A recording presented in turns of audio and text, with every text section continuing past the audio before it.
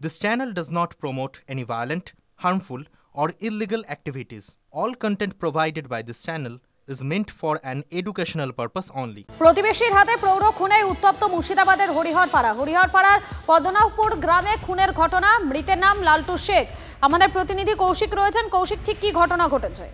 দেখো, যে ঘটনাটি ঘটেছে, লালটু শেখ কিন্তু যেখানে চায়ের দোকানে বসেছিল সেই সময় কিন্তু ওই চায়ের দোকানদারের সঙ্গে পুরনো বিবাদের কারণে একটা বচসা চলছিল। সেই সময় হঠাৎ করে চায়ের দোকানদার যিনি ছিলেন তিনি বাড়ি থেকে একটি হাঁসুয়া নিয়ে আসেন। এরপর কিন্তু ওই লালটু শেখের উপর চড়াও হয় এবং এলোপাতাড়ি কোপ মারে এবং ঘটনাস্থলে গুরুতর জখম হলে হাসপাতালে নিয়ে গেলে কর্তব্যরত চিকিৎসক তাকে মৃত বলে জানান। যে ঘটনা, যে পুরনো একটি বিবাদ এবং সেই বচসার জেরেই কিন্তু এইরকম ঘটনা ঘটেছে। তবে এই ঘটনায় এখনো পর্যন্ত অভিযুক্তকে আটক করেছে হরিহরপাড়া থানার পুলিশ।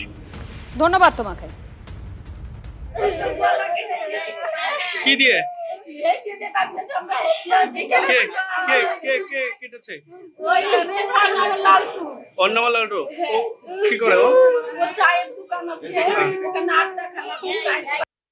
ছাত্রীকে ধর্ষণের অভিযোগে গ্রেফতার বারুইপুরের গৃহ শিক্ষক। নির্যাতনের পর ছবি সোশ্যাল মিডিয়ায় ভাইরাল ও ব্ল্যাকমেল করারও অভিযোগ। সোনারপুর থানা এলাকার বাসিন্দা নির্যাতিতা ছাত্রীকে একসময় টিউশন পড়াতেন অভিযুক্ত শিক্ষক সুমন দাস।